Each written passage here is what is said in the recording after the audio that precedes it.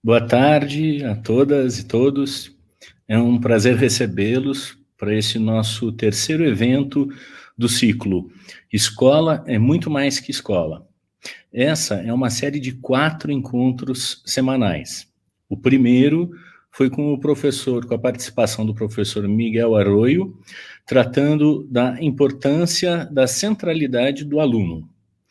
O segundo, na semana passada, foi com os professores Roselene Correia, James Duílio e Bruna Evangelista, que discutiram conosco professores, professoras e seus direitos. Essa é uma iniciativa do nosso escritório de advocacia, LBS Sociedade de Advogados, em especial das nossas advogadas Samantha e Camila, que idealizaram e viabilizaram esse evento, com o apoio da CUT, Central Única dos Trabalhadores, CNTE, a Confederação Nacional dos Trabalhadores em Educação, Confetam, a Confederação dos Trabalhadores Municipais, FEPESP, Federação dos Professores de São Paulo, o SIMPRO, Sindicato dos Professores do DF, e o SIMPROF do DF, também do DIAP e da Rede Lado de Sociedade de Advogados, que é uma rede formada por mais de 20 escritórios de advocacia ligados à área dos direitos humanos e direitos sociais, da qual nosso escritório faz parte. Temos também o apoio da Associação de Mães e Pais pela Democracia. O objetivo desse ciclo é discutirmos um pouco o papel central da educação na vida da nossa sociedade, as condições de acesso e manutenção das pessoas na escola e em seu entorno, em especial nesse momento tão importante e difícil de nossas vidas, com as dificuldades do isolamento e, para muitos, da impossibilidade do isolamento, e do número absurdo de fatalidades em nosso país, que hoje já se aproxima de 90 mil pessoas. Se nos 2 eventos anteriores nós tivemos o foco nos alunos, primeiramente, e depois nos professores, hoje o nosso foco é na própria escola, e a nossa provocação para os debatedores será: casa não é escola, e a escola é o quê?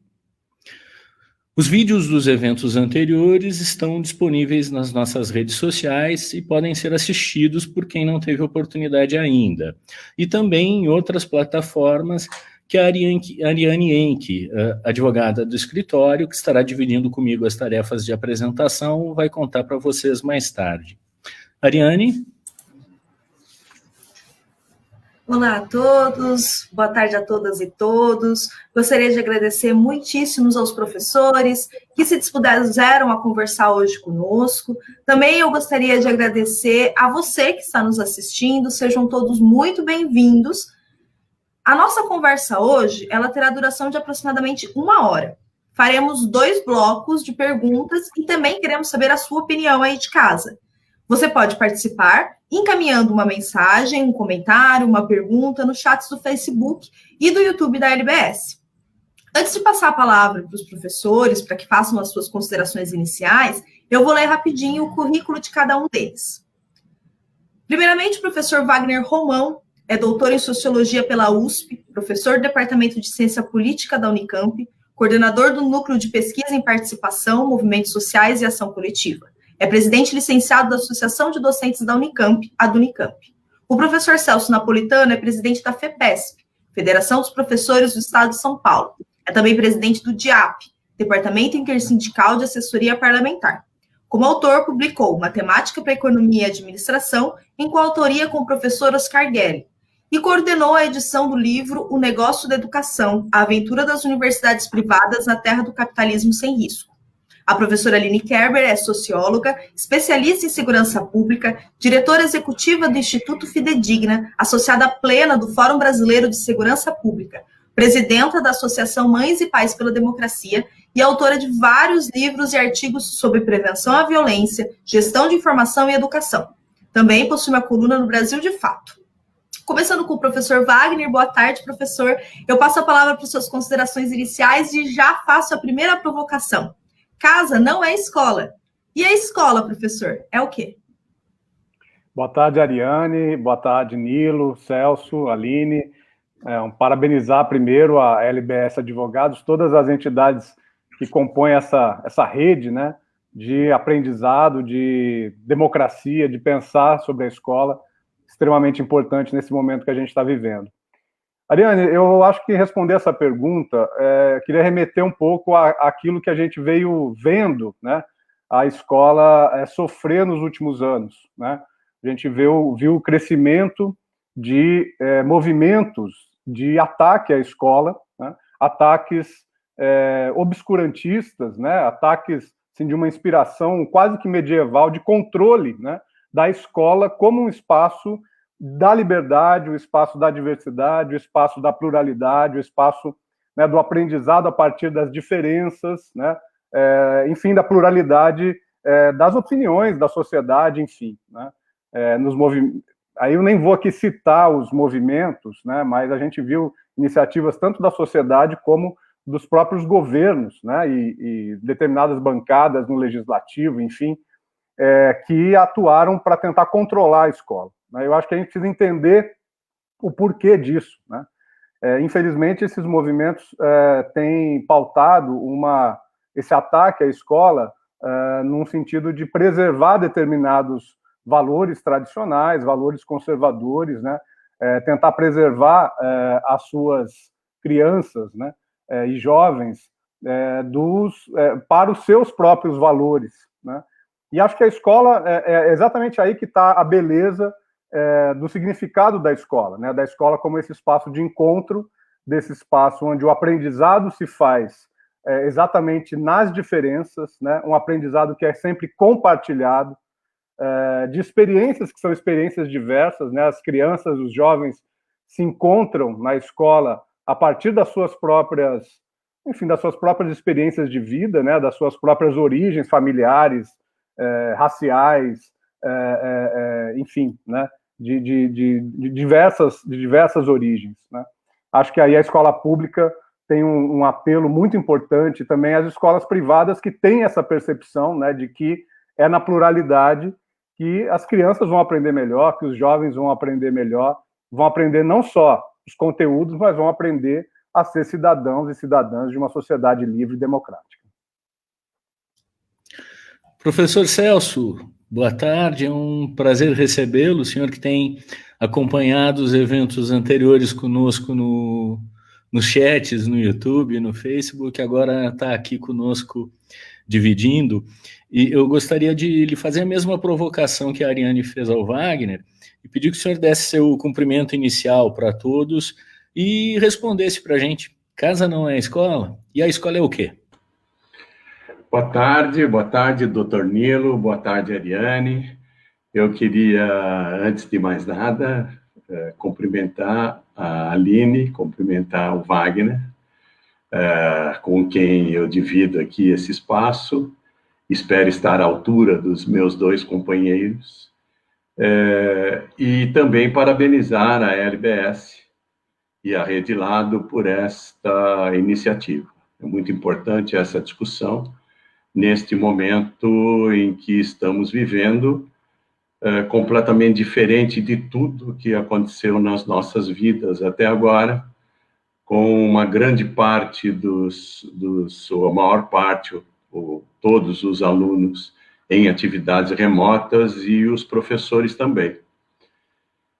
E esta questão sobre a escola, eu gostaria de começar falando sobre o objetivo da escola. O objetivo é formar e desenvolver cada indivíduo em seus aspectos culturais, social e cognitivo, né?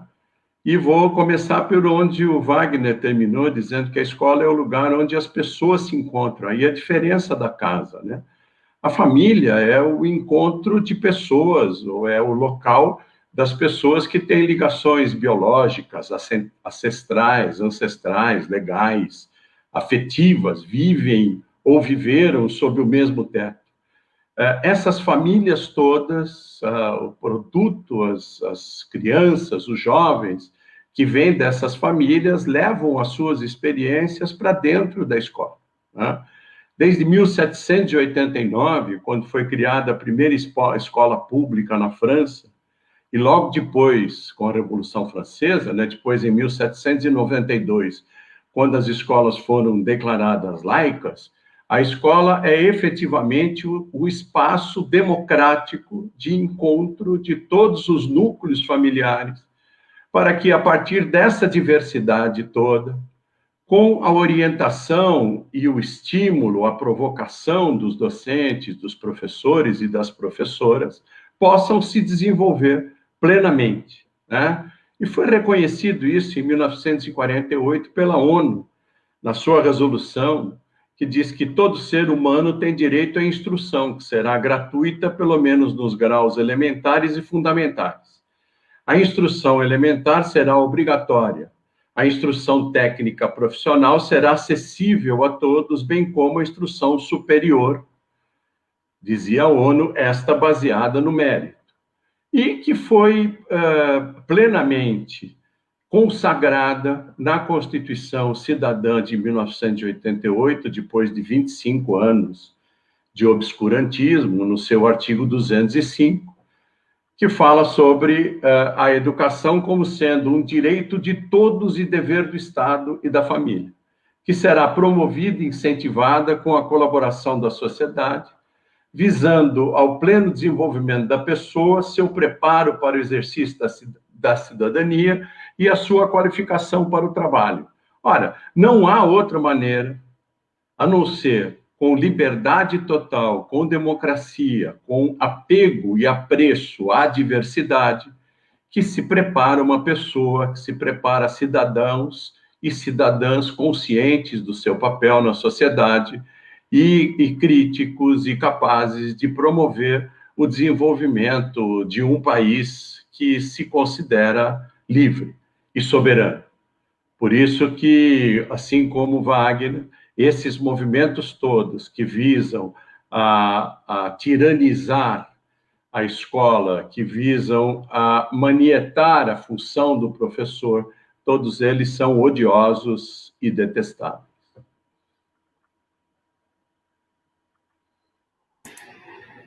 Obrigado, professor. Eu gostaria de dar boa tarde para a professora Aline. Também passo a palavra para suas considerações iniciais e faço a mesma indagação, professora. Casa não é escola. E a escola é o quê?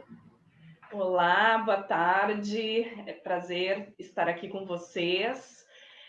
Ótima provocação, Ariane. Em teu nome, né, cumprimento a todos, cumprimento o Nilo, né, obrigada pela companhia dos professores Celso Napolitano e também Wagner Romão, e obrigada à LBS Advogados por esse importante ciclo de lives que tem acontecido. E aqui um salve especial às mães e pais pela democracia, que advogam por uma educação com amor e liberdade desde 2018, quando os nossos filhos tiveram a imagem violada e censurada por membros do Escola Sem Partido, depois de se manifestarem nas escolas a partir do resultado das eleições presidenciais. E aí, dialogando com a tua provocação, Ariane, se a casa não é escola, a escola é o quê, afinal? Bem, temos compartilhado nossas experiências nesses tempos de educação remota, em virtude da pandemia da Covid-19 e também, né, sobretudo, do obscurantismo na política e na sociedade, através de discussões, de lives e também de pesquisas de opinião promovidas por essa entidade que eu represento e que eu presido, a Associação Mães e Pais pela Democracia. Sexta, a gente lança uma inédita pesquisa sobre esse tema da educação remota nesses tempos de pandemia. Então, escola, né, é muito mais do que nós imaginávamos que a escola representava. Essa é um pouco do que a reflexão que a gente tem compartilhado, né, na Mães e Pais. A distância e as políticas apresentadas, né, têm nos feito compreender ainda mais o papel da escola, tanto das públicas quanto das privadas. Igualmente, percebemos o apagão educacional, como sustenta o Daniel Cara, que participa na semana que vem, né, da live aqui da LBS, e um apagão para toda a comunidade, né? Mas também visualizamos boas práticas que deveriam ser consideradas se quisermos virar o jogo da educação com qualidade, né? Na minha opinião, e fundamental pensarmos em novas metodologias, novas pedagogias e na inclusão. O papel do professor ficou claro para nós, né? Muita gente, infelizmente, foi excluída do direito à educação nesse processo. As desigualdades foram escancaradas e ainda mais agudizadas, mas a escola não pode ser aquela que exclui, e sim aquela que promove o direito à educação e assegura os outros direitos, já que é o principal, né, palco de sociabilidade, de encontro consigo e com a alteridade dos jovens, né, dos nossos filhos, e de possibilidade de disputa de valores mais plurais e mais justos, para que se construa uma sociedade para todas as pessoas, como bem falou os professores, né, centrada nos direitos humanos e nas necessidades coletivas, né? Entendemos que todos fazem parte da comunidade escolar. Eu acho que essa é uma discussão que precisa ficar mais clara, né? E o apagão educacional talvez traga isso, né? E mostre, né, os diversos níveis de participação e de compreensão de quem é considerado ou não educador numa comunidade. Há uma flagrante desconsideração de mães, pais, professores, estudantes para a tomada de decisão nesse momento. Bom, e aí nem se fala de transporte escolar, motoristas, né, merendeiras, além de considerar fundamental, né, e essa é a luta da Mães e Pais, mais atores, né, aumentar a participação, aumentar a voz, realmente transformar a escola num espaço de democracia, né? Então, a partir dessas ideias, a gente disputa o conceito de mais alargado de educação, pensando a cidade como a cidade educadora, né? E que essa educação venha a partir, né, da escola ou com a escola. Então, começo por aí, Ariane. Obrigado, professora. Essa pesquisa, eu acho que nós podemos ajudar a divulgar quando, assim que estiver preparada, que estiver pronto. Acho que é bastante interessante, tem tudo a ver com o trabalho que nós estamos fazendo agora. Bom, nós vamos começar um primeiro bloco de perguntas, onde nós faremos uma pergunta para cada, mas as redes estão abertas, onde está havendo a transmissão, as pessoas podem comentar. Assim que nós terminarmos esse primeiro bloco, nós vamos ler alguns comentários, eventualmente alguma pergunta para os nossos palestrantes. Pegando o gancho da fala da Aline, onde fala na cidade educadora, na cidade como palco da educação, eu queria perguntar para o Celso exatamente um pouco sobre isso, porque de fato a escola ela não é apenas formada pelos estudantes e pelos professores, né? Ela para conseguir cumprir as suas funções sociais, ela necessita de uma série de outros atores, uma série de outras pessoas envolvidas, trabalhadores, como os porteiros, os vigilantes, as merendeiras, você falou do pessoal do transporte também, as pessoas da limpeza, o pessoal da área administrativa, da secretaria da escola, e mesmo algumas pessoas que não estão diretamente ligadas à escola, mas que se beneficiam da presença da escola e do movimento que a escola gera. Como a típica figura, eu acho que é a mais típica de todas, a do pipoqueiro que fica na porta da escola aguardando o horário da saída. Acho que essa figura que é clássica, ela representa todas as demais, e aí eu lhe pergunto, Celso, como é que a pandemia impacta essas pessoas e quando se projeta o retorno das atividades na escola, esse pessoal tem sido considerado, tem sido levado em conta?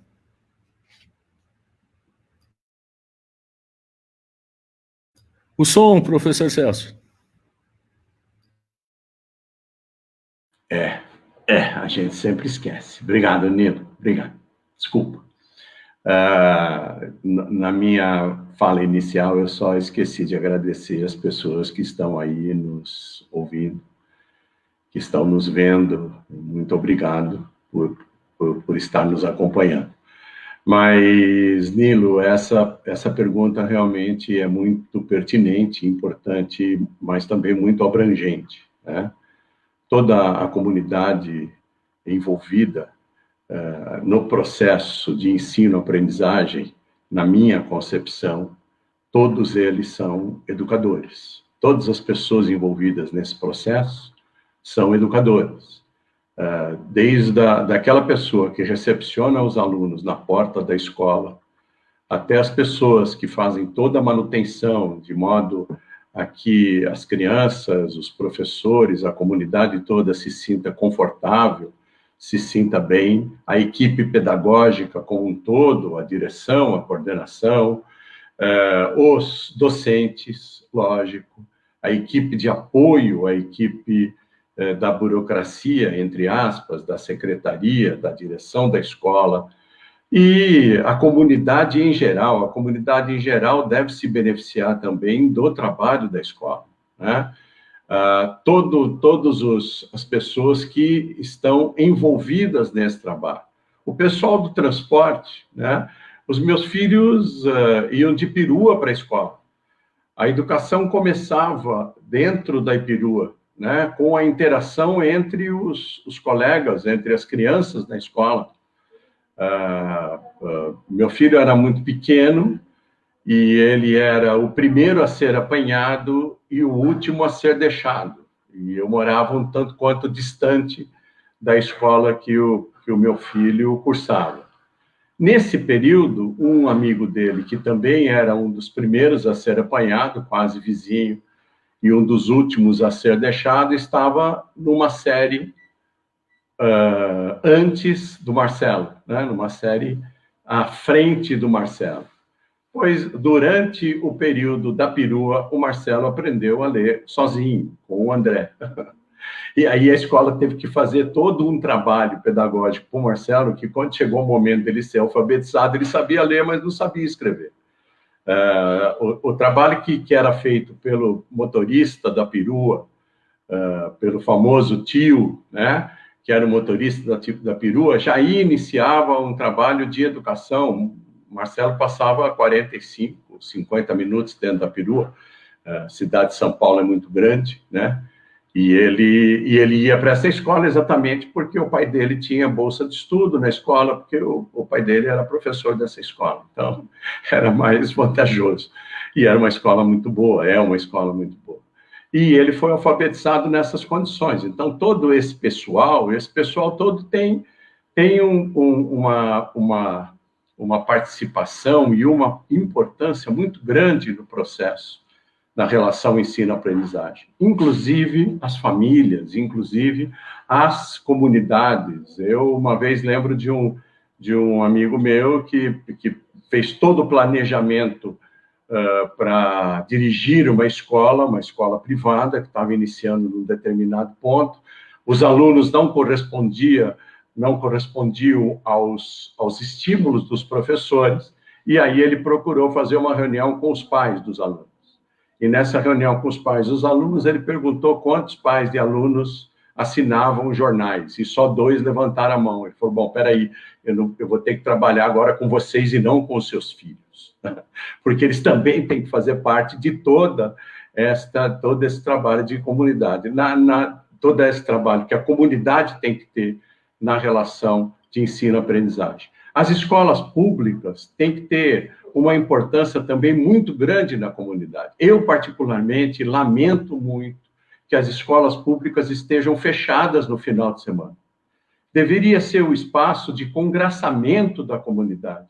Lá deveria haver cursos de profissionalização, deveria haver bibliotecas circulantes para que as pessoas da comunidade pudessem participar dessa relação toda, mesmo tendo filhos ou não tendo filhos. Eu acredito que assim as escolas seriam muito mais valorizadas, né?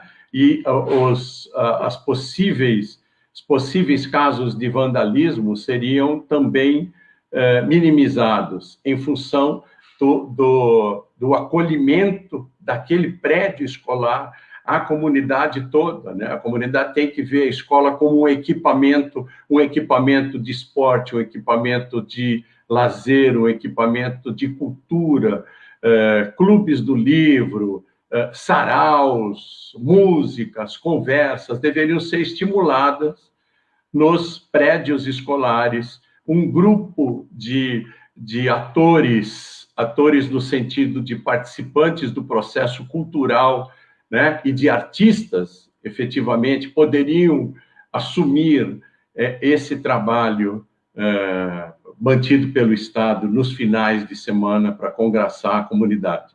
E aí, Nilo, nessa questão da pandemia, a escola teria sido, então, um elemento de muito importante para que a comunidade pudesse se apoiar nas questões sanitárias, inclusive, nas questões de saúde, nas recomendações das associações médicas, para que pudesse também evitar a contaminação. Seria um espaço muito mais aberto, muito mais abrangente, com orientação de equipes de saúde multidisciplinares, e seriam equipamentos que poderiam ser utilizados também durante a pandemia no sentido de congraçamento e para também orientação da comunidade toda. E, no caso da volta às aulas, essas pessoas todas que estão em torno, que giram, aliás, a sua própria economia pessoal gira em torno da escola, que são o pipoqueiro, o doceiro, o bar da esquina, se a gente fala em termos de ambiente universitário, aquele boteco onde os alunos se encontram para tomar café, para bater papo, e os professores também passam por lá e a gente conversa com eles e tal. Lá na GV tinha o famoso bar da ID, que era um tremendo ponto de encontro de todo mundo, né?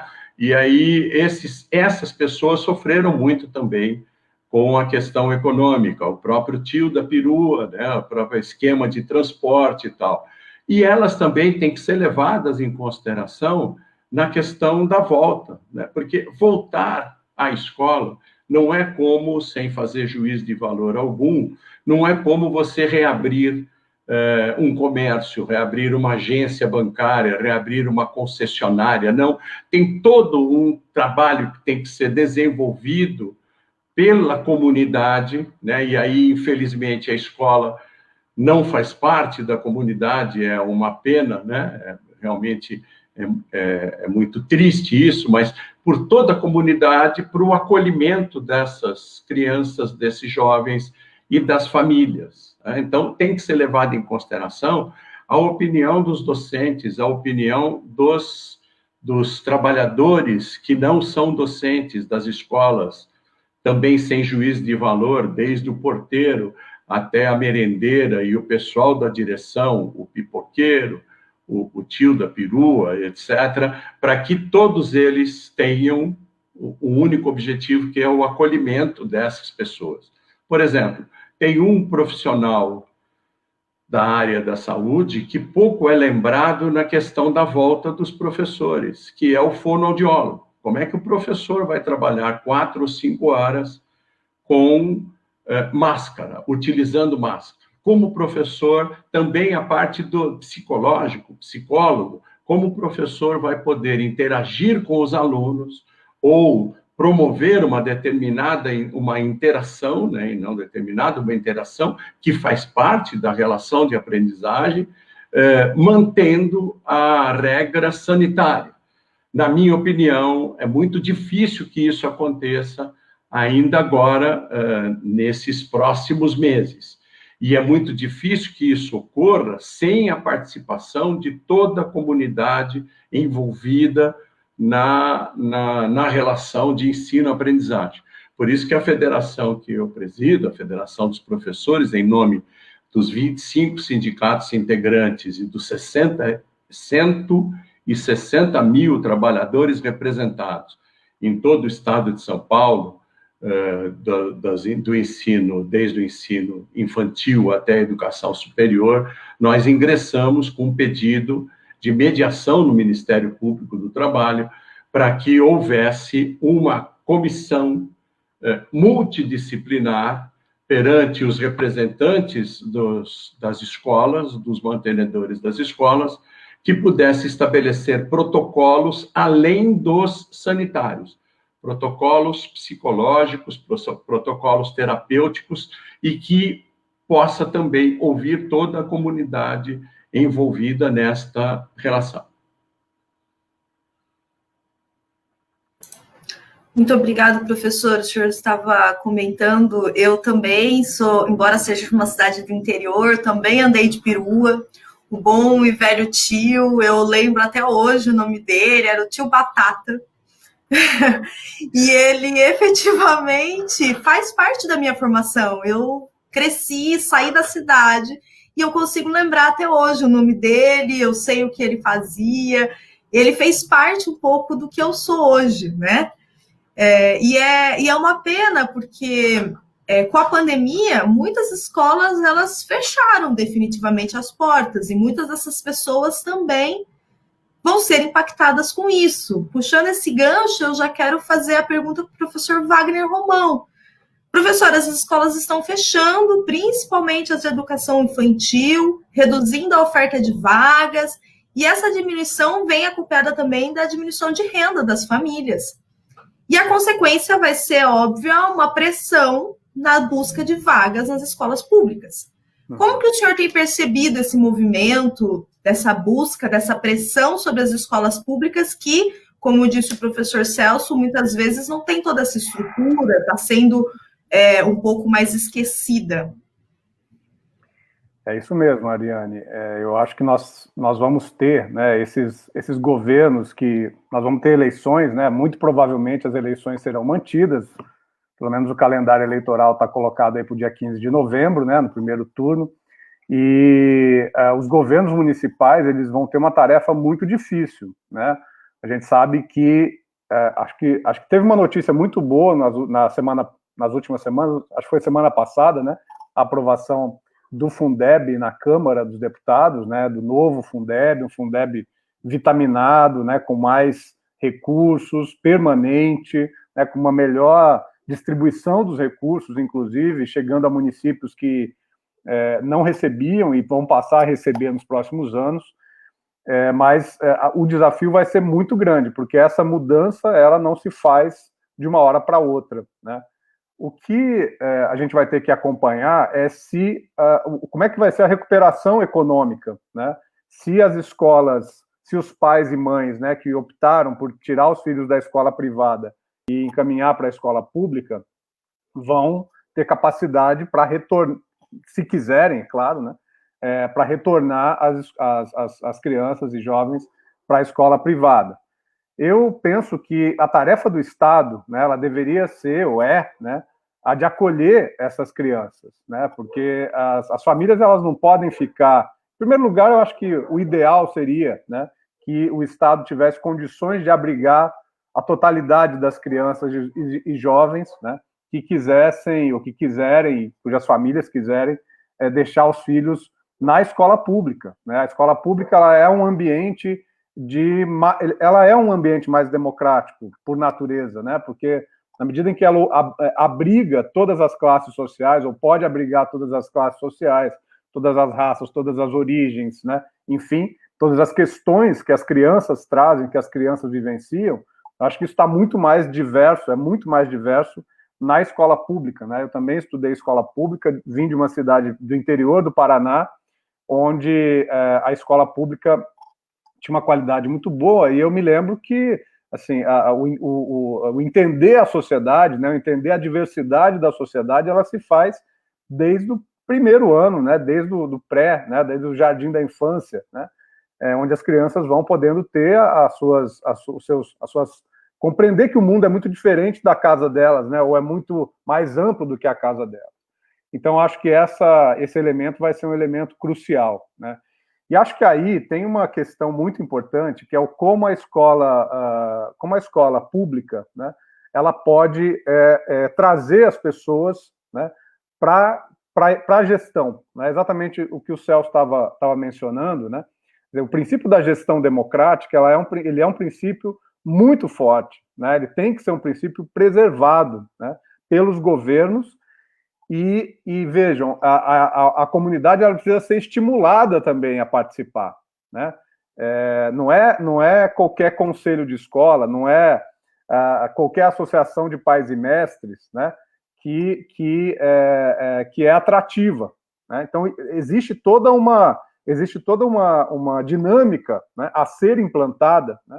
Acho que é importante que a gente pense, né, sempre que a gestão democrática, aí não só a escola, né, e a educação, mas tudo, né? Acho que todas as políticas públicas, né, nos seus diversos conselhos, nas suas diversas instâncias, né, em que a população e as representações da população, as organizações da sociedade civil, os movimentos sociais e assim por diante, né, sindicatos, enfim, membros de igrejas também, por que não, né, podem palpitar, né, sobre o que a escola pode ser ou deve ser, quais são os princípios, né, que devem nortear aí o trabalho da educação, sempre, é claro, na relação com os professores e professoras, com os funcionários e funcionárias, com os estudantes das escolas, né?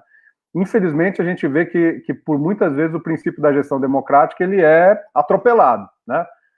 Seja pelas secretarias municipais, seja pelas direções, né? Veja, quando a gente está pensando em democracia, é sempre mais trabalho, né? Quando a gente está pensando em gestão democrática, é sempre mais uma preocupação, e a gente vive um mundo, né, de tanta dificuldade, de tanta rapidez, de tanta correria, né, que às vezes a gente esquece esse princípio, que é um princípio basilar, né, da educação pública e da educação democrática, né? Então, acho que é muito importante a gente reforçar esse princípio da gestão democrática, e acho que se inclui nesse princípio pensar como receber, né, as crianças que estão vindo da escola privada, e acho que ter um papel, né, uma atitude proativa de fazer com que elas permaneçam na escola pública, né? A escola pública ela precisa ser a escola principal, né? A escola privada ela deve ser uma opção, né, para famílias que sejam porque podem pagar, porque querem ter uma educação de um determinado estilo, né, de um determinado tipo, né, segundo determinados princípios. Acho que aí a gente precisa também reconhecer esse direito, né, mas a escola pública, ela é a escola por excelência, né, a escola democrática, a escola plural, a escola da diversidade, e a escola onde as pessoas aprendem melhor, me parece, né, a serem cidadãos e cidadãs. Então, acho que esse aspecto é muito importante. E eu queria falar de um outro aspecto que também Celso mencionou, né, que é a questão da intersetorialidade, né? É um palavrão, mas é a ideia de que realmente a escola possa ser quer dizer, a escola enquanto espaço também de aprendizado, né, enquanto espaço de reconhecimento da sociedade consigo mesma, né? Eu vi a fala do professor Miguel Arroio, ele fala de um direito ao saber-se das crianças, né? Eu acho que foi de 2 episódios atrás aqui do nosso ciclo, mas esse direito ao saber-se, ele não é um direito só individual, né? Ele também é um direito coletivo, né? Um aprendizado coletivo. E aí a criança, desde o início, né, entender o que é o papel da saúde pública, o que é o papel da assistência social, o que é o papel da segurança, né, quer dizer, poder ver, poder estabelecer uma relação, né, com a guarda municipal nos municípios, né, que seja de uma relação sadia, né, de uma outra natureza, e que isso possa ser incorporado à escola, né, a questão do meio ambiente, né, a questão, enfim, tantas questões tão importantes, né, que fazem parte da vida na cidade, que fazem parte da vida do bairro, né, e acho que a escola é o melhor lugar para isso acontecer, né, o melhor lugar para isso acontecer, porque ela pode introjetar no processo pedagógico, né, na relação ensino-aprendizagem, essa dimensão da cidadania. Então, eu acho que é muito importante eu acho que realmente, né, para finalizar, eu acho que as escolas vão ter que se preparar muito bem. Eu acho que o governo federal, infelizmente, tem retido recursos, né, que podem ser recursos tanto para a saúde está muito claro, né, mas para a educação também. Acho que a aprovação do Fundeb foi uma aprovação importantíssima, né, e eu acho que no caso do Fundeb, no caso dos índices, né, para a gente pensar na questão da qualidade, acho que o que mais importa aí é justamente fazer com que as escolas possam ser o mais plurais possível, né, serem as mais plurais possíveis e, ao mesmo tempo, poderem acolher, né, a cidadania de maneira geral, né, e quanto mais escolas públicas nós tivermos, né, com mais qualidade, com mais participação, melhor. Obrigado, Wagner. Com relação a esse assunto, acho que eu posso dar um depoimento pessoal. Meu filho mais velho fez o ensino médio em escola pública, em colégio técnico, e o meu filho mais jovem está no colégio técnico, em escola pública nesse momento. E eu não tenho a menor dúvida que essa pluralidade, a quantidade de pessoas diferentes, de todas as classes sociais, com todas as orientações, é extremamente positivo na formação de todos. Acho que é uma coisa fantástica, eu concordo plenamente com o que você falou, fiquei muito contemplado com a sua fala, e acho que você está coberto de razão. Mas a minha vez agora é de perguntar para a Aline. Eu quero fazer, na verdade, uma pergunta para as duas Alines, né? Para a Aline mãe e para a Aline socióloga, porque todos nós 5 que estamos aqui agora, nós estamos em casa, nós estamos trabalhando em casa. A casa virou também o trabalho. Ela virou escola, mas virou trabalho também. Em cima disso, em cima dessa questão, e as casas tendo se convertido nisso tudo, o quarto é sala de aula, a sala é sala de aula, a cozinha é sala de aula, o que pode ter a sala de aula, o celular, que às vezes é compartilhado, a sala de aula, qualquer equipamento é sala de aula. Como é que fica isso, essa nova rotina? Como é que ela impacta os lares das famílias? Como é que as famílias estão conseguindo lidar com isso? E se a pandemia, ela de fato, essa questão do isolamento, ela tem ressaltado a importância da escola para a família, quer dizer, será que as famílias estão conseguindo despertar para isso, para essa integralidade de que nós estamos falando, né? E principalmente isso na dimensão da criança e do adolescente? Obrigada, Nilo. E a resposta é sim. Acho que a gente está se dando conta coletivamente do papel da escola, da pedagogia, do professor. Acho que isso está ficando muito claro, mas tem também alguns riscos que eu vejo nesse momento e nesse contexto, que é o da implantação da educação domiciliar, né? Aqui no Rio Grande do Sul, a gente teve aprovação na CCJ da Assembleia Legislativa e tem uma resolução também federal que se encaminha para essa mesma lógica. A gente teve aprovação e a constitucionalidade, né, a legalidade da educação domiciliar aprovada numa Assembleia Legislativa, uma matéria que a gente sabe que é federal, do Congresso Nacional, né? E os conselhos estaduais e municipais regulamentando a educação domiciliar por conta do momento. Então, eu vejo que há, né, o fortalecimento, né, do papel da escola, e há também, por outro lado, o fortalecimento dessa ideia, dessa política de educação domiciliar, de homeschooling. Mas antes, queria fazer uma triangulação, dizendo novamente, né, o que eu iniciei aqui falando, que a gente vive um apagão educacional neste contexto de pandemia, que fala também de um momento anterior consolidados, né? Estamos falando da escancarada insegurança em relação ao direito à educação e também de implementação do ECA, que completou agora 30 anos. A escola pública se faz essencial, e eu concordo, Romão, contigo, para reverter isso, e com todos, né? Embora esteja em disputa a qualidade na educação pública, mesmo com a aprovação do Fundeb no Congresso Nacional, que o Romão também mencionou, há quem não queira a qualidade na educação básica pública no Brasil. Isso é incrível e é, de fato, vexatório para o nosso país, né? Uma crise de cuidado de si e de cuidado do que é de todos. Apagão esse que vem junto com a elitização da educação pelas tecnologias.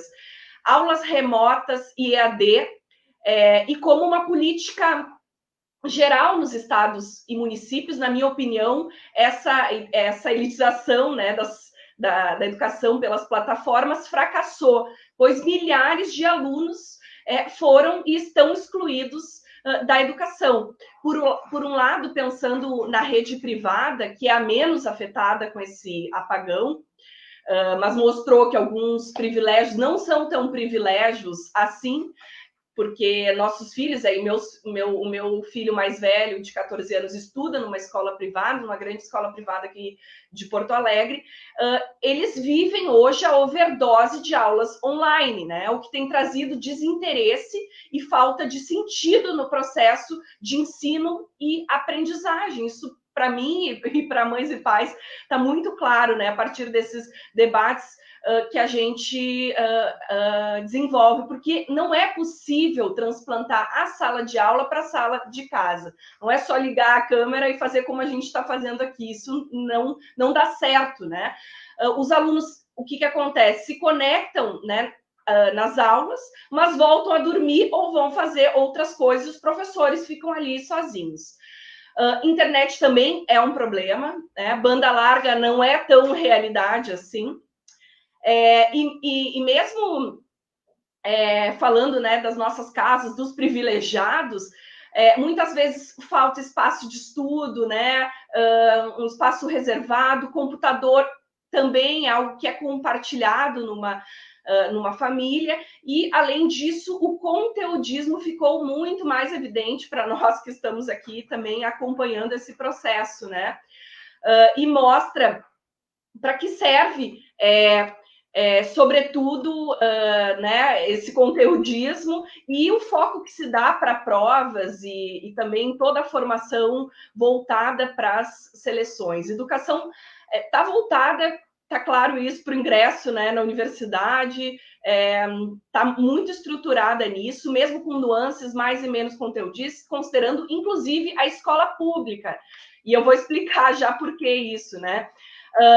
Mas, assim, está sendo um ano, Nilo, de novos aprendizados, e é fundamental a gente ressaltar esses novos aprendizados, porque é isso que vai tensionar, né, pela escola que a gente quer. E a gente luta, obviamente, por uma escola pública, mas que a escola privada também, né, seja palco dessa pluralidade, dessa diversidade, também uma opção. E isso sim, essas experiências que a gente está vivendo, elas devem ser transplantadas para a sala de aula, para as escolas, né, e para essa comunidade escolar que a gente está explicando, que a gente compreende, né? Então, não é ano perdido, né? e acho que o desafio é esse, né? Que o conteúdo não se sobrepõe à vida e aos problemas reais. Queremos uma educação engajada. Acho que esse é o grande clamor. Acho que as provas coletivas têm possibilitado, em alguma medida, que os estudantes criem grupos de estudo, né? A gente tem acompanhado e falado bastante sobre isso, mas a escola não reconhece essa prática e segue com modelos de avaliação que não avaliam, que são protocolares. Bom, leitura, não existe leitura nesse período, muito pouco, né? Que também escancara, né, a lógica por trás. Também quero considerar que nas escolas públicas, né, as aulas remotas e não presenciais têm significado para os alunos um distanciamento da escola, inclusive abandono escolar e talvez evasão, né, logo ali. Seja porque não há computador e internet, e essa é a prioridade das políticas, né, oferecer uma educação que exige, né, o computador e a internet, seja porque o que se propõe não faz sentido às realidades vividas e esperadas em relação ao papel da escola pública na vida de cada um que a escola já exerce, né? Então, vários relatos de alunos que estudam de madrugada porque só conseguem acesso ao celular depois que o irmão mais velho desocupou, foi dormir, enfim, né, o horário que o pai volta para casa, mães que vendem celular para comprar comida, porque a escola não está entregando alimento, isso também é uma realidade nacional, né, e a garantia do direito à educação precisa também desse elemento da segurança alimentar, que não, né, não está sendo garantida. Muitos menores ficando sozinhos em casa porque a escola, né, não entrega o alimento, a mãe precisa trabalhar, não cumpre, né, o isolamento, quer dizer, não há uma proteção social mais integral, inclusive, né, sobretudo por conta do momento, para combater a pandemia. Então, há um sentimento de derrota das mães, das famílias, em relação ao que a escola está pedindo, né, e associado ao conteúdo, porque as mães não conseguem, né, explicar os conteúdos para os filhos, não há pistas para a construção de novas metodologias ativas, de pesquisa, de desenvolvimento de percursos formativos mais autônomos. Eu acho que isso realmente é um absurdo. Milhares de alunos excluídos do direito à educação, que era garantido com a merenda, proteção em relação às violências e outras violações, que também já foi falado um pouco sobre isso, né? Olhar, escuta, tão essenciais em comunidades onde impera, né, a violência, o tráfico e a ausência do Estado de políticas públicas integradas e de salvaguarda da vida em primeiro lugar. E os professores, né, do privado e também, né, das redes públicas em sofrimento pelo excesso de trabalho, né, também tendo que dar conta de questões assistenciais para que haja algum vínculo e esse aluno ainda se conecte à escola, né? Fazendo lives, professores fazendo lives com o filho chorando na sala, né? Porque tem que fazer todo dia, né? E muitas vezes dobrado, manhã e tarde. Então, é muito crítica essa situação que jogaram para os professores e a gente sente dentro de casa isso, né? Já vi professor chorando, enfim, tem uma série de coisas que a gente tem acompanhado que se agudiza a precarização do trabalho do professor, é uma verdadeira uberização da educação que tem acontecido e falta interface com alunos, que é um combustível do professor e elemento necessário para o ensino-aprendizagem, precisa circular e não há com essas tecnologias e com essas metodologias, isso não está acontecendo. Então, de fato, se agudiza, né, essa distopia em relação às prioridades, né, e há um risco em relação à lucidez, né, a lucidez nesse momento em que se fala em volta às aulas num momento crescente, né, de óbitos e de contaminação, sem possibilidade de vacina, sem testes em massa. Eu acho que, nesse sentido, a gente precisa reafirmar que escolas fechadas, vidas preservadas e sem, né, todos os requisitos necessários, é impossível falar em volta às aulas. Muito obrigada, professora. Acho que realmente uberização do ensino e escolas fechadas, vidas preservadas, são frases que nós vamos levar hoje daqui. Eu vou abrir agora para a gente, vou falar um pouquinho, comentar com vocês o que está acontecendo nos nossos chats, para que a gente possa interagir. Eu vou aqui falar algumas pessoas que estão presentes: Cristiane Alves, do SEI Domingos Walter Schmidt, de Campinas, Sheila também, do SEI Domingos Walter Schmidt, Helenice, da SEI Vila Olímpia, Cláudia Recaldes, professora do SEI Domingos Walter Schmidt, de Campinas, Luzia de Errup, do SEI Anita Afonso Ferreira, também de Campinas, Cleusa Maria Alves de Souza, do SEI 02 de Brasília. Nós temos alguns comentários muito interessantes. Luciana Monteiro diz: a escola é um ambiente de encontro de conhecimentos, experiências, e principalmente onde se aprende a respeitar as diferenças. Lilian Borba: boa tarde, que importante falar sobre a escola e refletir sobre o papel durante essa pandemia. Adelaide Albergaria: as escolas poderiam servir de espaço integrador para as famílias. Muitos pais não conseguem ajudar seus filhos com o ensino remoto, porque não possuem instrução para tanto. As escolas poderiam utilizar o espaço físico nos finais de semana para instruir e orientar as famílias dos alunos para o ensino remoto em situações de necessidade de isolamento social. Sueli Simone Bispo Alves Pereira diz: boa tarde, parabéns pelo debate e pelas informações que nos levarão a refletir sobre o papel da escola como palco da educação. Nós temos 3 perguntas, uma para cada um de vocês. Eu vou pedir que a gente faça umas respostas rapidinhas, de uns 2 minutos. Vou começar com a pergunta da Rosa Maria Campos, de São Paulo, para o professor Wagner. Alguns professores estão temerosos porque vai ter câmeras nas salas e os alunos que ficarem em casa assistirão aulas ao vivo também. A escola irá expor os professores? Obrigado pela pergunta. Infelizmente, a gente já está vivendo isso, né? A gente já tem aí estímulo a filmar professores e professoras, né, na sala de aula com celulares, isso feito, inclusive, por pretensas autoridades, né? Eu acho que é muito importante que os sindicatos estejam atentos, né, a esse perigo, a esse risco, né? É fundamental a gente preservar a liberdade de cátedra, né? Preservar a autoridade do professor na sala de aula, que, claro, não é imbatível, né? Porque a educação se faz exatamente por essa relação entre estudante e professor ou professora, né? Mas é fundamental que os nossos colegas, né, e as nossas colegas possam exercer o seu papel da maneira mais livre possível, sem temores, né?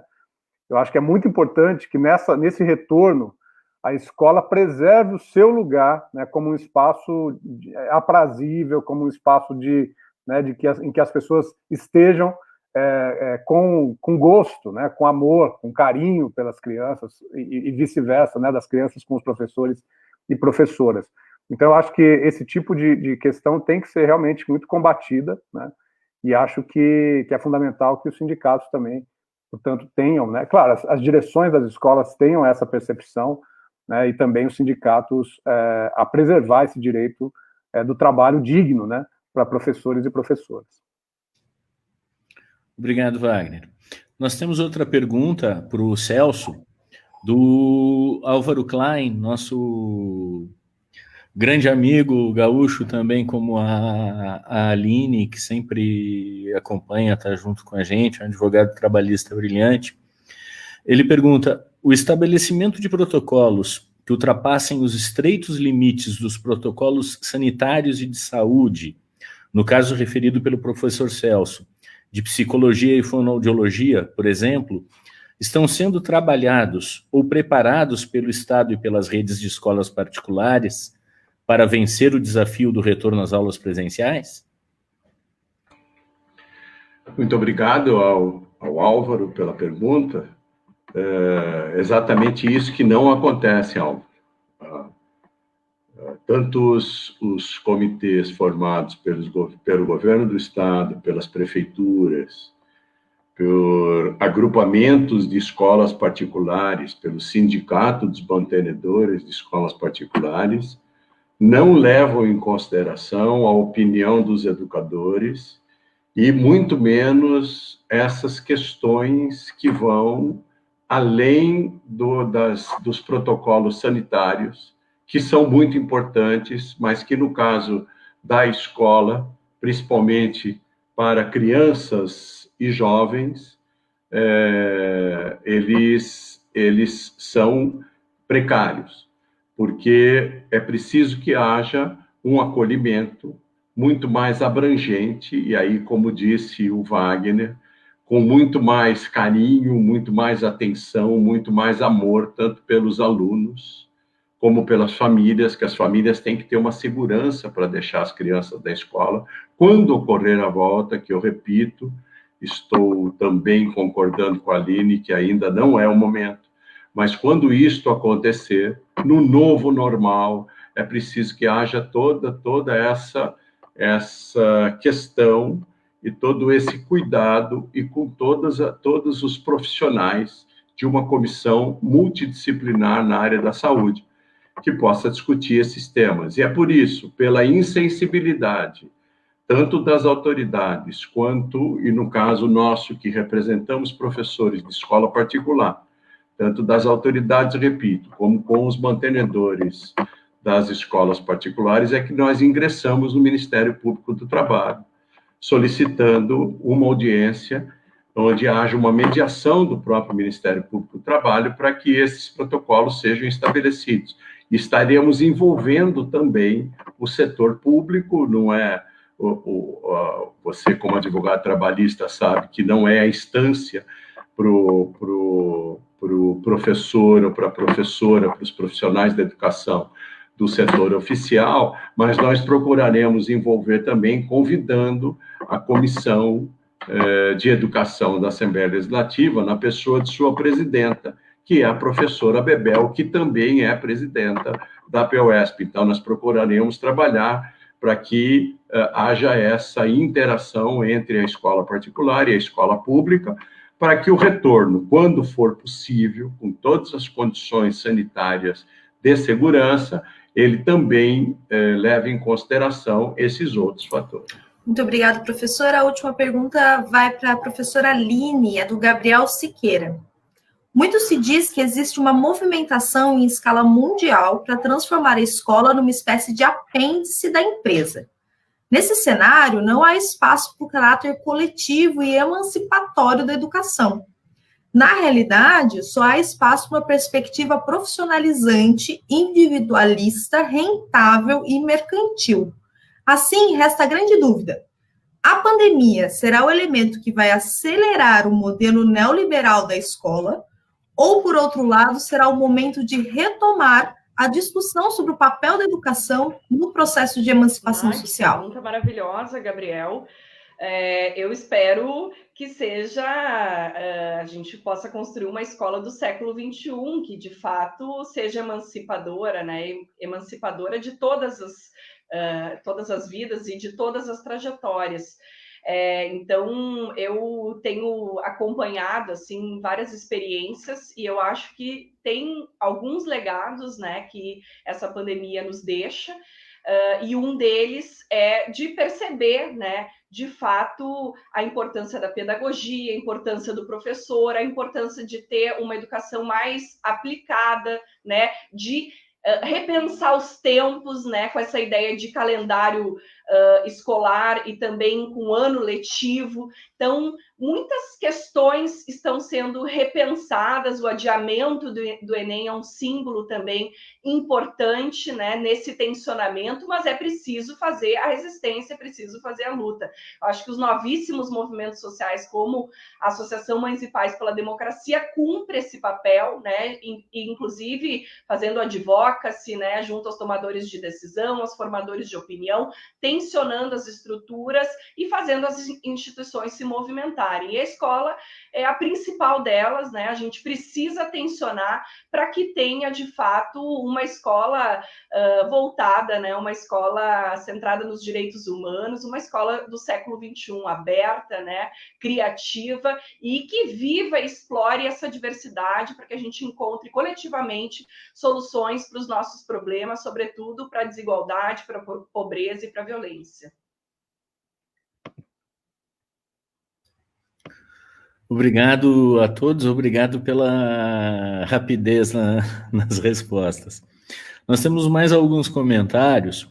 O Edson Santos disse o seguinte: me parece que tem ocorrido uma overdose de ensino remoto combinada com aproveitamento baixo.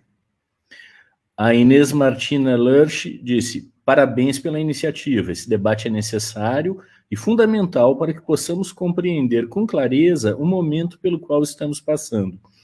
Eu concordo com ela, eu acho que está sendo bastante esclarecedor, eu estou muito satisfeito com a nossa conversa. E a Luzia Dielrup disse que, em Campinas, a construção do protocolo está na mão dos secretários, diretores de departamento e representantes regionais.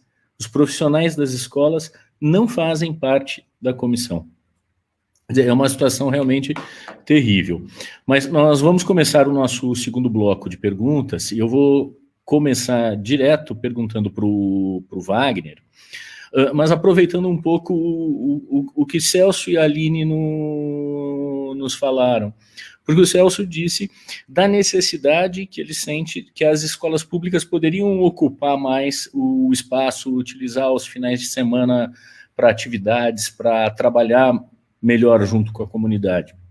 Eu acho que até algumas escolas privadas têm estruturas maravilhosas, quadras, campos de futebol, que poderiam, de certa forma, utilizar também, porque são espaços públicos que poderiam ser utilizados por público, que são subaproveitados. E a Aline falou também da utilização do espaço da escola. Agora, como veio nesse comentário, tudo isso está muito distante das políticas públicas, né? Em especial das políticas públicas hoje do governo federal, que não tem política pública nem para a saúde, quanto mais para a educação. E, evidentemente, não tem muita preocupação com nada do que é público. Pelo contrário, tem o interesse de voucherizar a economia e todos os serviços públicos. De qualquer forma, existem alguns exemplos, algumas situações em que algumas escolas algumas escolas públicas vêm conseguindo fazer esse papel de dar algum suporte para a comunidade.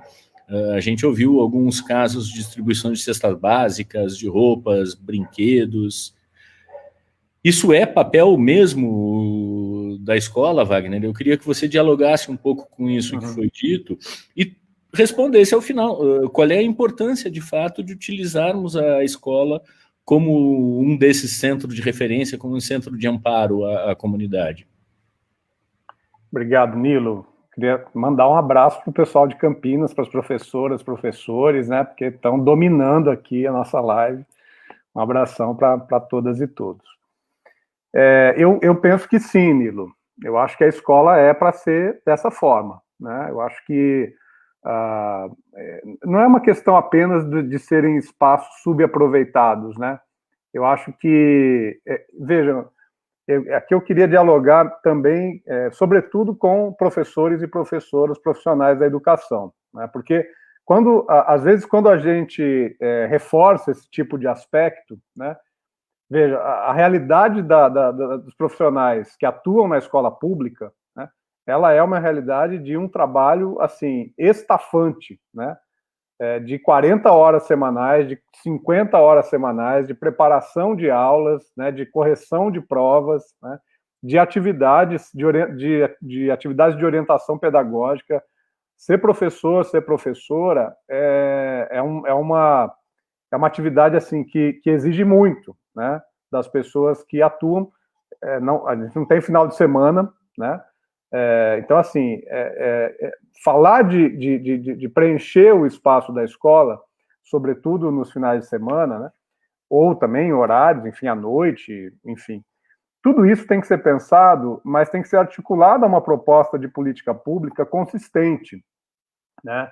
A gente não pode ter improvisos, a gente não pode ter uma proposta, por exemplo, de escola em tempo integral, né, que não é, uma coisa é a escola em tempo integral, outra coisa é a educação integral, né?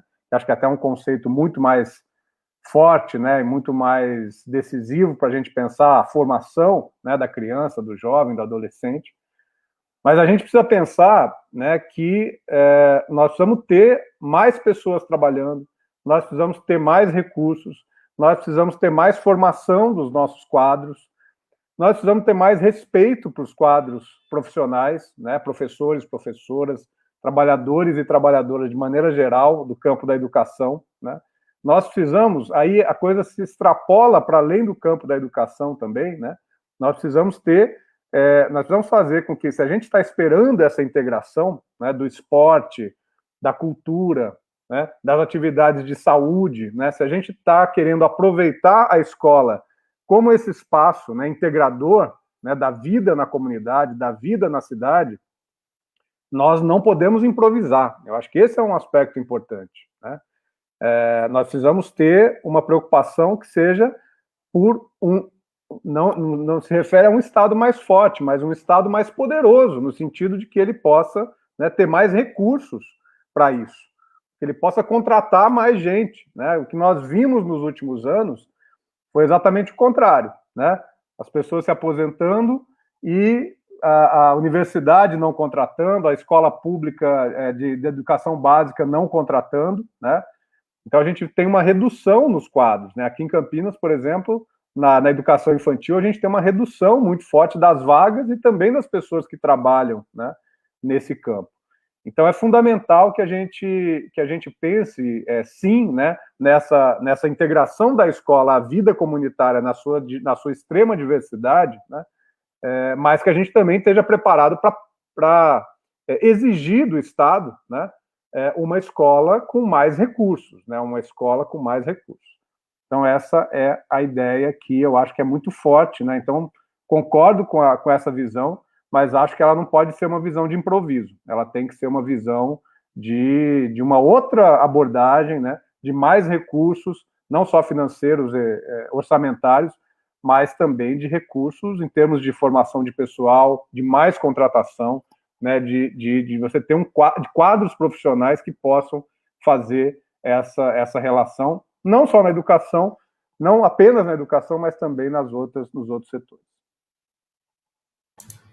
Muito obrigado, professor. Realmente é complicado, né? Porque nós estamos falando de que não pode ser uma coisa improvisada, tem que ser uma coisa pensada, e a gente tem a LC 173 que vai tentar minimizar os custos, não abrir novos concursos, não contratar novos professores, e aí houve-se até de aproveitar que agora as aulas são remotas, e juntar turmas e o professor dar várias aulas ao mesmo tempo. Isso é uma coisa que eu me lembro na minha infância, quando minha mãe dava aula no sítio, que se dividia a turma em primeira, segunda, terceira e quarta, uma filinha. Minha mãe era professora de primeira, quarta série, e ela punha todos os alunos na mesma sala, num sítio.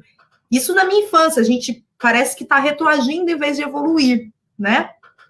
Eu vou fazer aqui só mais um comentário do que veio do chat, de Alda Rodrigues, uma série de discussões muito proveitosas e enriquecedoras, grata pela oportunidade, parabéns. Vou, então, passar para a segunda pergunta para o professor Celso. O senhor estava falando sobre esse movimento do retorno das aulas, sobre essa necessidade desse trabalho plural. O que o senhor tem a dizer sobre a aprovação da MP que reduziu o calendário escolar, a PLV 22/2020? Como é que isso vai impactar esse retorno das aulas? Pois bem, Ariane, essa é uma questão que foi necessária em função, inclusive, da introdução das aulas remotas. Não se pode garantir 200 dias letivos de aula, mas há que, segundo a regulamentação, há que haver a garantia de 800 horas letivas, né? Mesmo assim, eu acho que vai ser um tanto quanto difícil se atingir as 800 horas letivas. Eu concordo com a Aline quando ela diz que este não é um ano perdido, absolutamente. Mas ele precisa ser considerado com outras ramificações e outras questões pedagógicas. Eu penso que as equipes pedagógicas das escolas, e aí tem a importância muito grande do que o Wagner disse em relação à gestão democrática, que as escolas têm que respeitar a avaliação do seu corpo docente, tem que analisar qual é a clientela, o grupo de alunos a que ela está atendendo, qual é a característica desse grupo de alunos, deste grupo de famílias, de toda a relação econômica e cultural dessas famílias, para poder, então, fazer um planejamento, que não pode ser um planejamento genérico, geral, para todo o estado de São Paulo, para todas as regiões. Tem que ser um planejamento tipo Paulo Freireano mesmo, né? Que envolva todo o conhecimento daquela comunidade e toda a experiência dos professores, do corpo docente, de todos os educadores, para que, então, se faça um planejamento pedagógico para trabalhar com 2020 e 2021, né? Eu já falei do meu filho que teve um aprendizado espontâneo a partir do colega dele, mas ele mesmo, que é o pai da minha neta, da Luísa, disse assim, mas como é que a Luísa, meu pai, como é que a Luísa vai sair da 4ª série? Eu estou muito preocupado. Eu falei, você, a torcida do Corinthians, do Flamengo, do Bayern de Munique, do Barcelona, todo mundo, né? Quer dizer, vai ter uma outra forma de você poder atuar nessa questão do ensino das crianças, o que tem que se incentivar nesse período. Como diz a Aline, talvez até com as provas coletivas, se tem incentivado um pouco mais os trabalhos em grupo, em equipe, as reuniões que esses alunos estão fazendo. Eu estou vendo a Luísa mesmo, atuando com os seus colegas de turma, nas aulas que ela tem, etc., e efetivamente se valorizar um outro tipo de ação democrática, né? de uma ação pedagógica, que tem que ser reinventada. E aí os profissionais da educação, eu tenho certeza absoluta, todos os educadores, eles são capazes de fazer um trabalho desse tipo. Basta que não lhes deem amarras, basta que lhes deem as condições democráticas de poderem discutir junto à sua equipe as possibilidades que existem de trabalhar pedagogicamente nesses 2 anos, 2020 e 2021. Não adianta nada você dizer, eu vou aprovar todo mundo por decreto, ou eu vou reprovar todo mundo, eu vou fazer uma prova assim, uma prova assada. Desculpa, mas que se dane a avaliação, moçada. Que é isso? Não tem nada a ver com a avaliação, tem a ver com o trabalho, com a vivência que essas crianças tiveram, com tudo que está relacionado à educação. E aí eu lamento muito, muito, de que a gente não tenha, na educação, um órgão que seja um órgão de Estado. Veja, eu não acho que tem que ter uma política de educação para todos os governos. Não, cada governante pode introduzir a sua política de educação. Não tem problema nenhum, mas deveria haver um órgão de Estado que pudesse, então, normatizar e fiscalizar e dar o norte para essas políticas de governos que existem por aí. Tipo, mal comparando, já que a gente está aqui recepcionado por esse brilhante escritório de advocacia, um Supremo Tribunal Federal da Educação, né?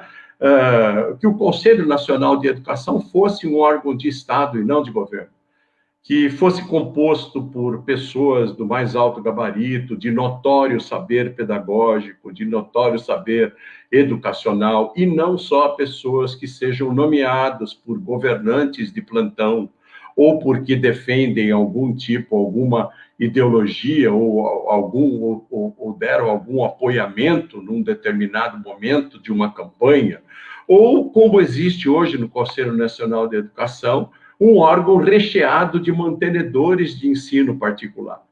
Eu não tenho nada contra os mantenedores de ensino particular, aliás, eu represento professores de escola privada, eu trabalhei em escola privada praticamente a minha vida toda, né? Terminei a minha vida pedagógica aí, docente, aqui na Fundação Getúlio Vargas, que não é bem uma escola privada, mas de qualquer maneira, eu não tenho nada contra. Acontece que os mantenedores das escolas privadas, eles têm, talvez até justificadamente, outras razões por trás das suas decisões. Não dá para eles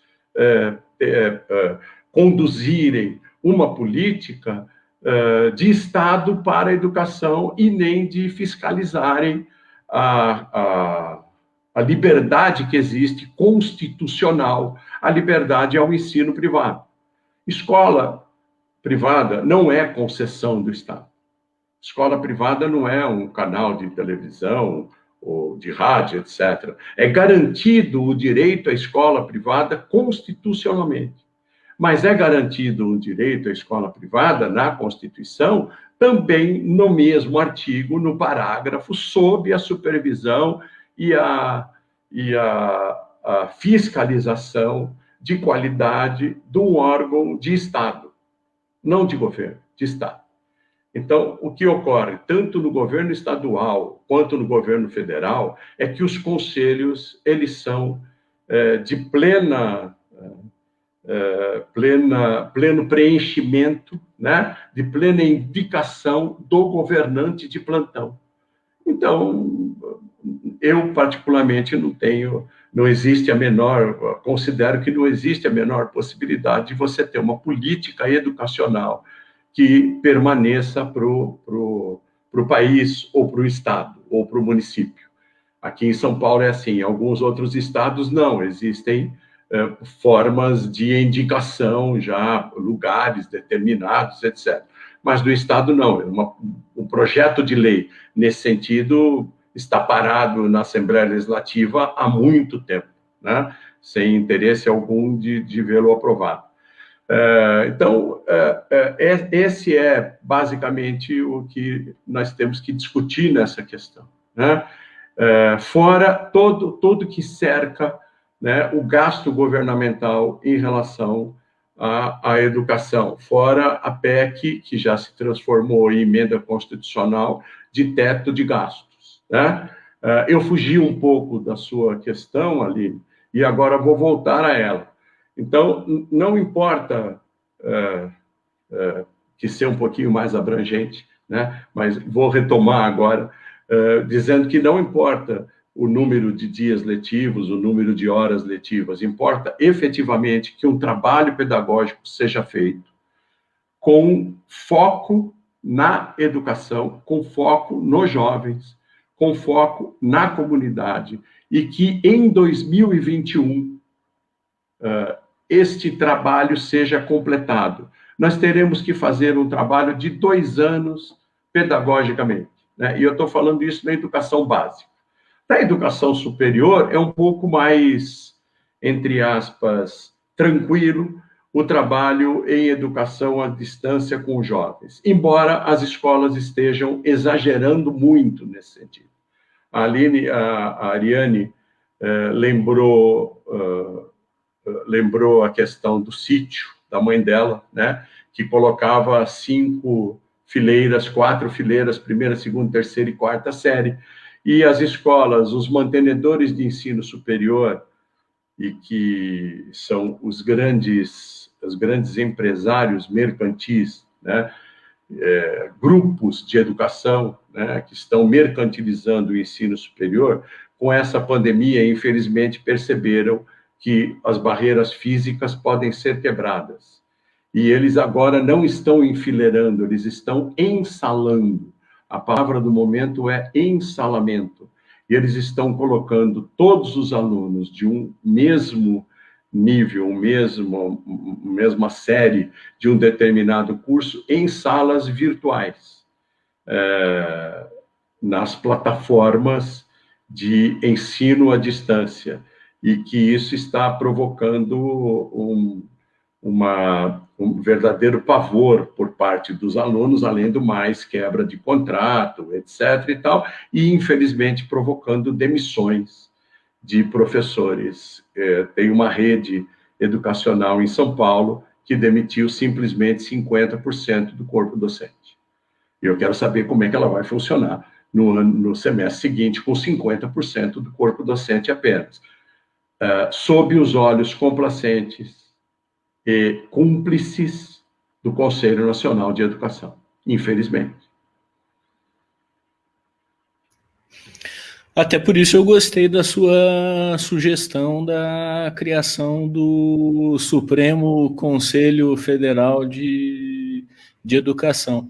É realmente preocupante o desemprego, essa situação toda. Eu não tenho dúvida. Veio aqui o professor Celso já mandou por escrito aqui o aviso de que ele cometeu um erro ao deixar de citar a torcida da gloriosa Associação Atlética Ponte Preta, mas que de fato foi intencional a omissão à torcida daquele time que não tem copinha nem mundial. Eu quero fazer também um agradecimento ao professor Trajano Jardim, do Simproep do Distrito Federal, que nos apoiou aqui na iniciativa hoje. E eu quero fazer uma pergunta para a Aline, retomando um pouco a questão que a Rosa Campos fez para o Wagner acerca das câmeras em sala de aula, da exposição dos professores, porque, na verdade, a Associação de Mães e Pais pela Democracia, a entidade, a associação presidida pela Aline, ela surge exatamente dentro do contexto do combate a essa entidade tenebrosa e medieval que é a escola sem partido. E que, apesar da escola sem partido ter tido duras derrotas no judiciário, inclusive no Supremo Tribunal Federal, parece que a pandemia, na realidade, ela impõe essa situação diferente, onde as câmeras são onipresentes, estão em todos os lares, e onde o pai pode assistir a aula que está sendo ministrada até sem que o professor enxergue, sem que o professor veja isso, e eventualmente interferindo na liberdade de cátedra dos professores. Eu queria que você falasse um pouquinho sobre isso, Aline, e contasse para a gente se vocês têm verificado uma intensificação disso por conta desse problema, por conta da situação do isolamento. Obrigada pela pergunta, Nilo. Primeiro, é importante fazer uma triangulação aqui, né? Temos que mencionar que o que fez surgir a Associação Mães e Pais pela Democracia foi justamente a luta por liberdade de aprender e ensinar, a luta pela liberdade de cátedra, pela pluralidade de ideias e de concepções pedagógicas, que são preceitos constitucionais que estão ameaçados pela perseguição ideológica, muito mais forte a partir de 2018, com a ascensão ao poder da família Bolsonaro, que em 2004 encomendou um projeto de lei, né, para o procurador de São Paulo, Miguel Najib, e que em 2014 e 2015 a família Bolsonaro apresenta os primeiros projetos de lei na Assembleia Legislativa do Rio de Janeiro e na Câmara Municipal de Vereadores do Rio, através do Flávio e do Carlos Bolsonaro, respectivamente.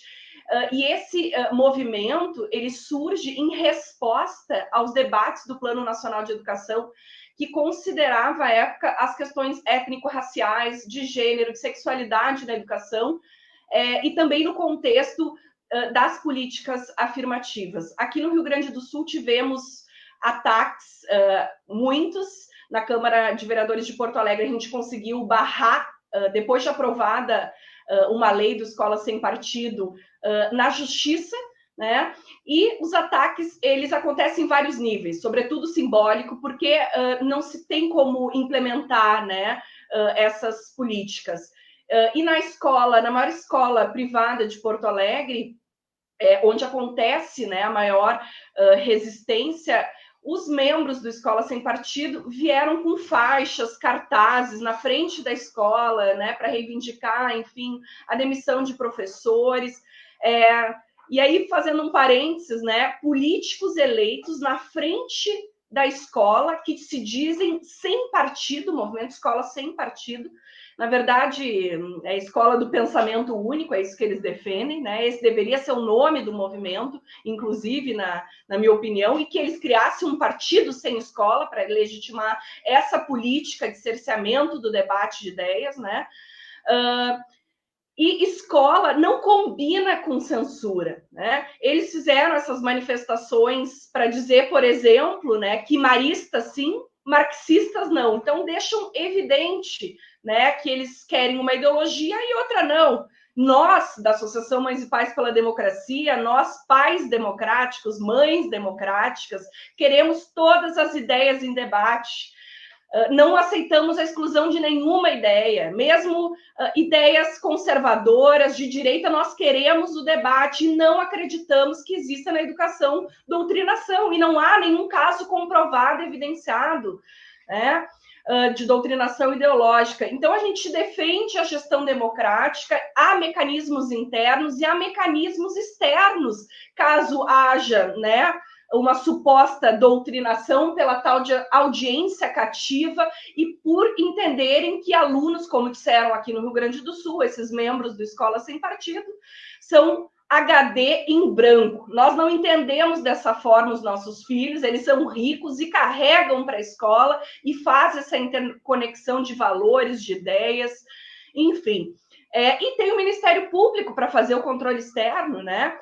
E nesse sentido, queria contar para vocês que nós lançamos uma campanha o ano passado, distribuindo cartazes nas instituições de ensino do Rio Grande do Sul, que se chamava Quem Grava o Professor Tira a Tua Liberdade de Aprender, e a gente desenvolveu essa campanha no âmbito do Fórum de Combate à Intolerância e ao Discurso de Ódio, liderado pelo PRDC do MPF, aqui no Rio Grande do Sul, liderança do Procurador da República, Henrico Freitas, e nós somos finalistas do Prêmio Novário 2020. Estamos com boas expectativas, porque é isso, a gente precisa disputar também no campo simbólico, né, essa ideia da escola, e não vamos aceitar professor sendo gravado, porque isso tolhe a liberdade dos nossos filhos de aprenderem por completo, porque os professores ou são censurados ou se autocensuram.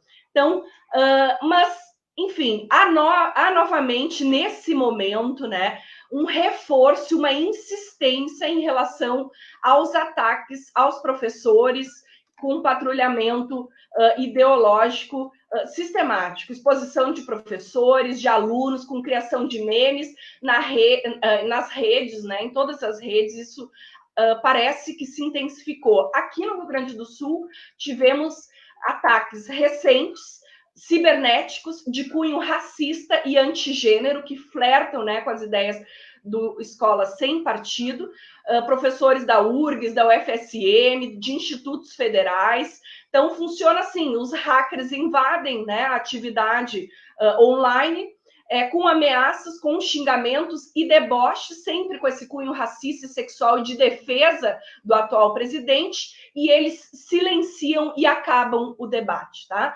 Ao contrário, né, do que muitos possam pensar, não se trata de fato isolado, mas patrocinado por grupos extremistas que fazem apologia ao ódio e que vêm sistematicamente atuando. Acho que então, está mais do que na hora de desenharmos um plano e uma política de década antirracista para as cidades, a começar pelas escolas.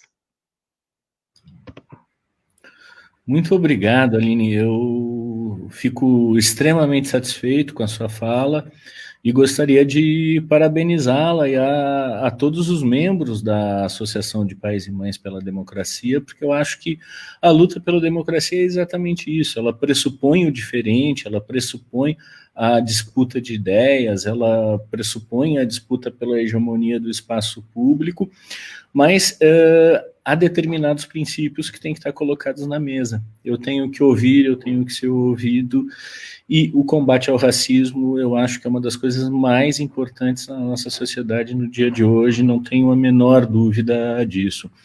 Nós nos estendemos bem além já do que imaginávamos, mas eu acho que está valendo cada minuto extra. Mas vamos caminhar para o encerramento. Eu queria agradecer muito a fala de todos vocês, eu acho que foi muito enriquecedor, para mim pessoalmente foi muito bom, e eu queria pedir uma pequena fala de despedida para cada um, começando pelo Wagner, por favor. Para mim também foi muito bom, Nilo, escutar também Nilo, Ariane, Celso, Aline. Acho que daqui saíram ideias, né? E aqui também são pessoas que têm um engajamento, e isso é muito importante, né? Queria parabenizar a Associação de Pais e Mães pela Democracia. Já tinha tido notícia, né? Vocês fazem um trabalho fantástico, né?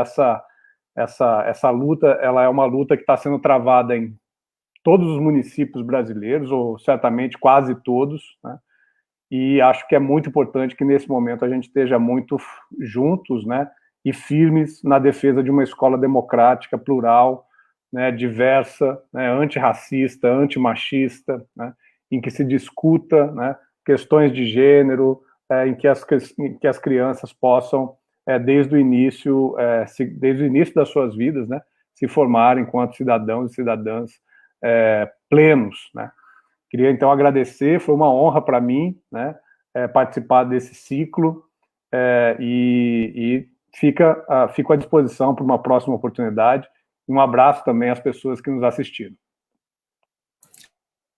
Muito obrigada, professora. Eu também queria agradecer a todos e a todas que nos assistiram, e também as palavras brilhantes de vocês, também os momentos que tivemos antes, né?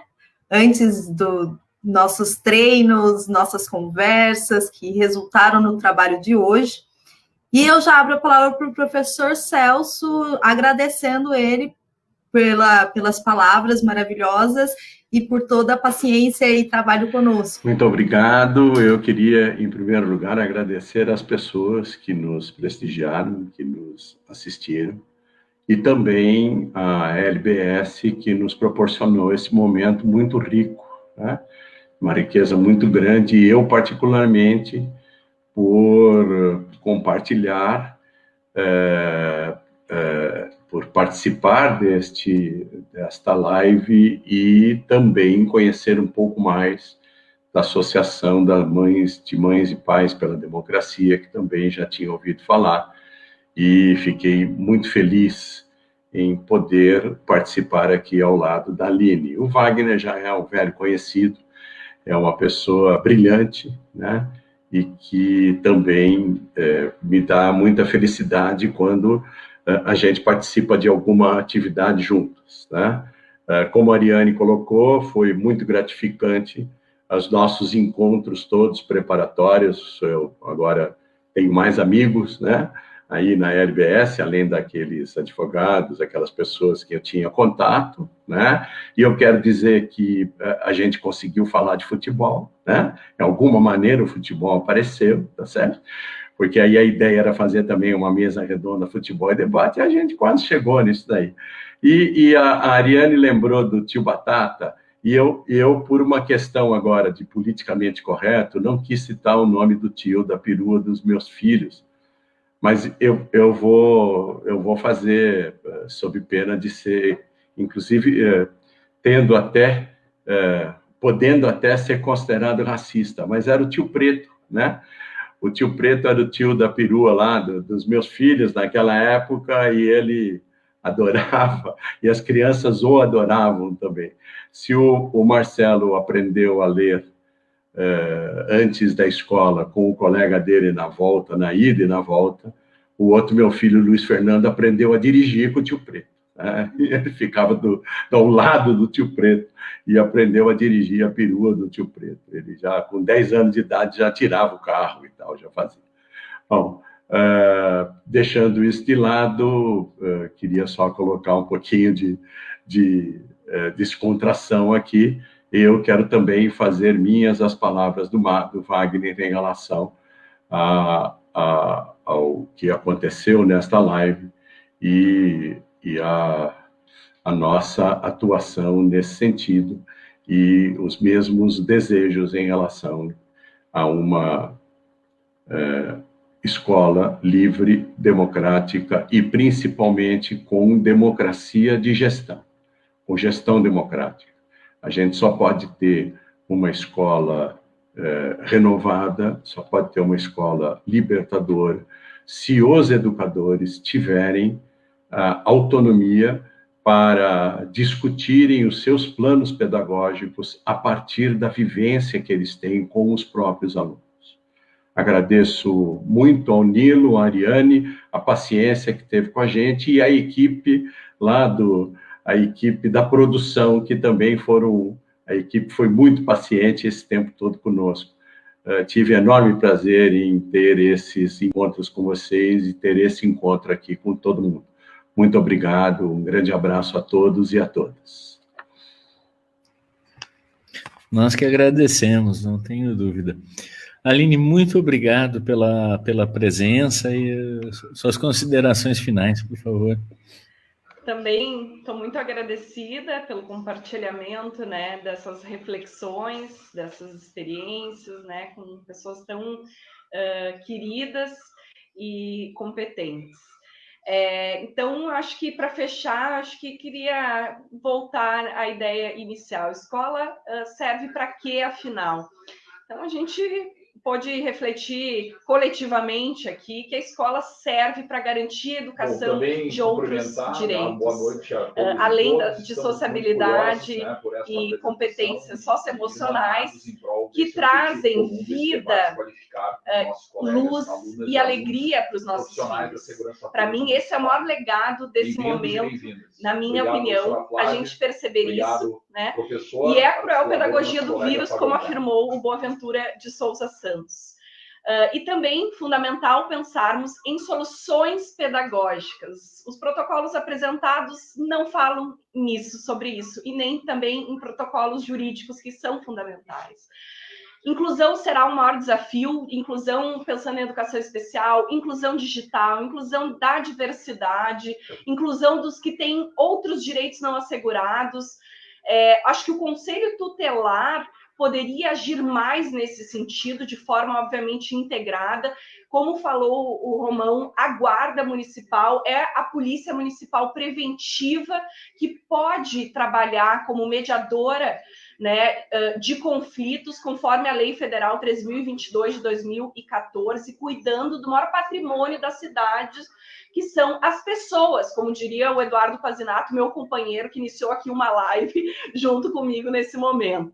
Então, inclusão, gente, significa não tolerar a intolerância e priorizar o combate ao ódio, à intolerância e semear essa cultura de paz.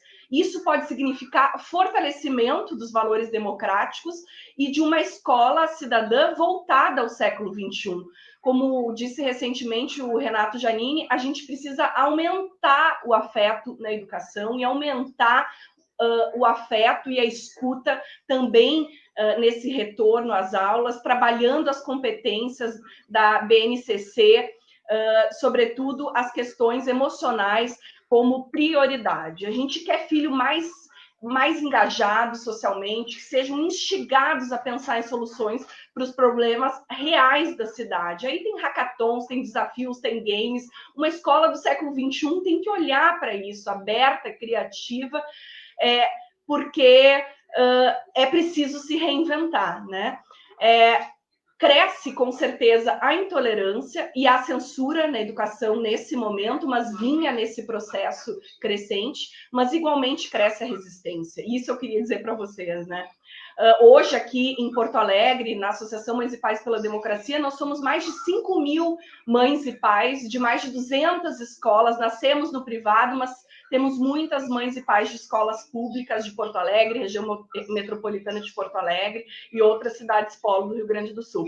Então, para fechar, agradecer também a oportunidade de diálogo, né, com essas brilhantes pessoas e profissionais, e a oportunidade também da gente estar construindo e imaginando, né, que sociedade, que escola queremos, que com certeza são mais democráticas e emancipadoras. Educar com amor e liberdade sempre. Fica em casa, vidas em primeiro lugar.